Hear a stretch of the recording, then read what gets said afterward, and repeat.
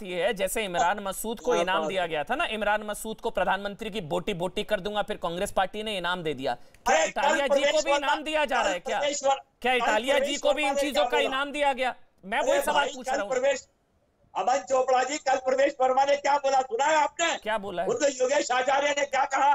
मुसलमानों को चाकू से मार दूंगा मैं। सुना है आपने? कहा है तो गलत का है भाई, कहा है तो गलत का है। आप बोलिए इटालिया ने गलत का, मैं बोल रहा हूँ गलत का है।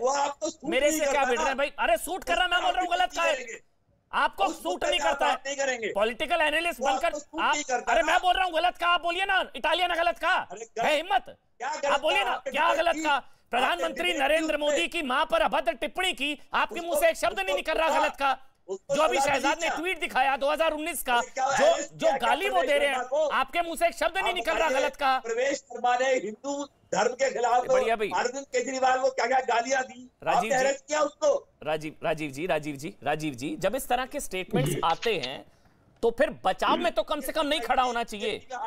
हम कड़ी भर्त्सना आपने की ना गलत तो कर देनी चाहिए, उसमें क्या बुराई है?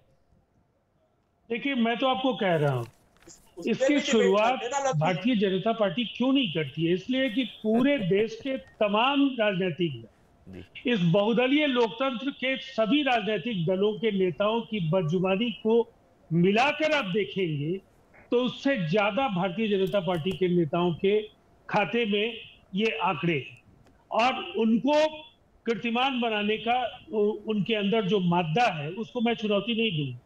उनके नेताओं के पास अपने विरोधियों को गालियां देने के अलग अलग तरीके के वो इस्तेमाल करते रहे।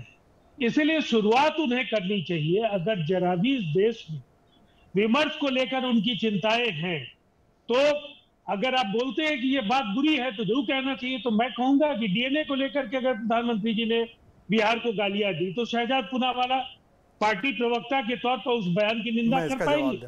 मैं समझता हूँ ये नहीं होगा। ये पार्टी के शीर्ष नेताओं को, अपने मझोले नेताओं को, अपने काडर को ये कहना पड़ेगा कि आपको एक आचार संहिता का पालन करना पड़ेगा, तो और तभी देश के बाकी राजनीतिक दलों से सर वो तब तक नहीं होगा। राजीव जी आप सीनियर हैं, वो तब तक नहीं होगा क्योंकि नेताओं के कहने इशारे पर ही होते हैं ऐसे बयान, आप भी जानते हैं।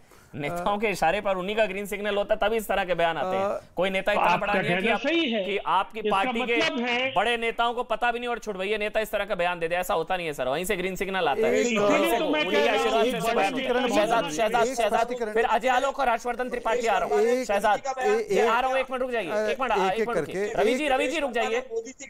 हाँ रुक जाइए रवि जी, बता रहे किसने क्या बयान दिया। पहले शहजाद, फिर अजय आलोक और हर्षवर्धन त्रिपाठी आ रहा हूँ। पहले शहजाद पूनावाला डीएनए वाला वो जो जिक्र किया राजीव। बिल्कुल बिल्कुल। एक चीज मैं हमेशा के लिए स्पष्टीकरण देना चाहता हूं। यदि मोदी जी ने ये बात बिहार के विषय में कही होती और उस समय अजय आलोक जेडीयू में ही थे तो मुझे उम्मीद है और पूरा यकीन है कि नीतीश कुमार चाहे जो भी हो जाए, सत्ता की कितनी लालसा क्यों ना हो, वो कभी गठबंधन नहीं करते। ये बयान दिया गया था उनकी राजनीतिक शैली को लेकर और ये बात राजीव रंजन भी जानते, अजय आलोक भी जानते। परंतु जिसने आपको सांप बोला, जिसने आपको केंचुल बोला, जिसने कहा कि आप पलटू चाचा है, जिसने ये सारे अपमानजनक शब्द आपको बोले, आपके समाज को बोले, आपने समझौता करके उनके साथ तो गठबंधन कर दिया।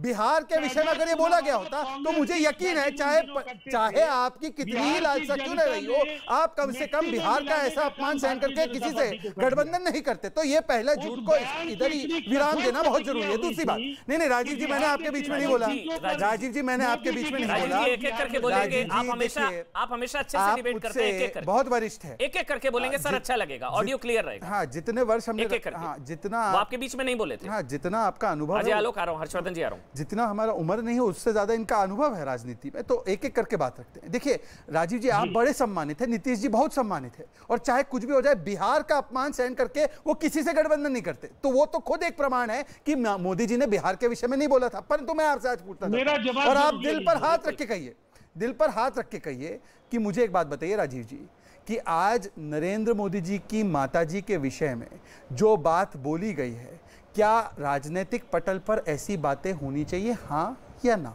चाहे किसने शुरुआत की हो, किसी ने शुरुआत नहीं की हो, वो एक अलग विषय है। परंतु जो व्यक्ति राजनीति में नहीं है, उनको राजनीति में घसीट कर उनको गाली देना। चलिए दूसरी बात, मंदिर और कथा जाने वालों की क्या गलती थी, उनको भी कहना कि तुम शोषण के अड्डे हो, क्या ये सही है गलत? चलिए राजीव जी अब आप बोलिए, उसके बाद मैं अजय आलोक आ रहा हूं। बात आपने 40 सेकंड राजीव रंजन बोलिए अब आप। मैंने कहा कि विमर्श का स्तर इतना गिरे कि आप देश के निर्वाचित प्रधानमंत्री की माता जी तक पहुंचे। मैंने पहले ही कहा, तो आप और ये मैंने आप पार्टी के जो विवादित बयान को लेकर मेरा स्टैंड मेरे पहले हिस्से में ही था। मैंने ये कहा कि इसके लिए आप अपनी जवाबदेही क्यों नहीं लेते? आप नहीं, ये एक्शन रिएक्शन है, मतलब कि डीएनए को बिहार मोदी जी का बदला उनकी मां से लेंगे।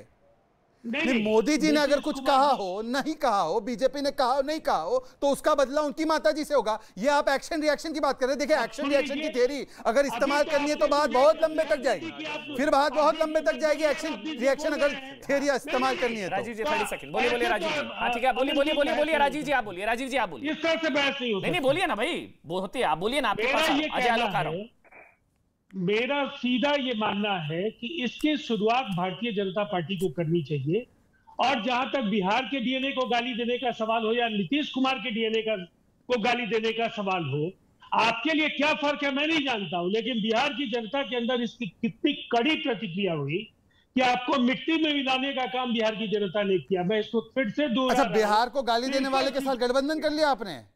किसको बेवकूफ बना रहे सर?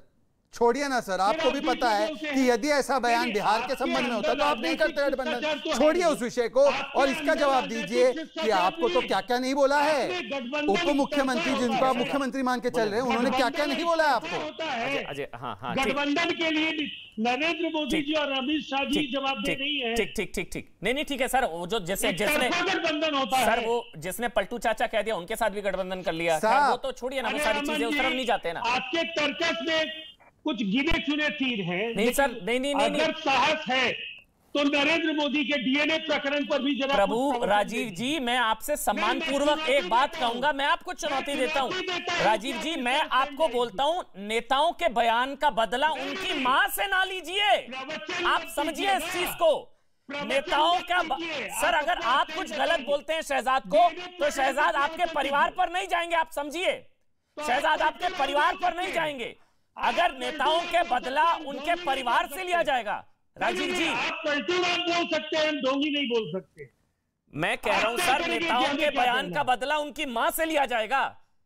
शहजाद आपके बारे में कुछ कह रहे हैं, अगर उनको बुरा लगेगा वो आपके परिवार पर तो नहीं जाएंगे ना सर। मैं उसकी बात कर रहा हूं। ऐसे बयानों पर मैंने बहुत, बस मैं भी वही कह रहा हूं जी। इन बयानों से स्तर विमर्श का कितना गिरा है जी, इसका ये बड़ा संकेतक है। हाँ, लेकिन नैतिक जवाबदेही भारतीय जनता पार्टी ले, इसलिए कि विमर्श को एक विवश स्वरूप प्रदान करने में नरेंद्र मोदी जी और उनकी पार्टी के नेताओं का बड़ा योगदान। अजय आलोक, सीधा सा सवाल जो राजीव जी कह रहे हैं, ये तमाम चीजें जो हो रही हैं, पॉलिटिकल डिस्कोर्स जो रसातल तक पहुंच चुका है, उसके पीछे बीजेपी नेताओं की शब्दावली जिम्मेदार है।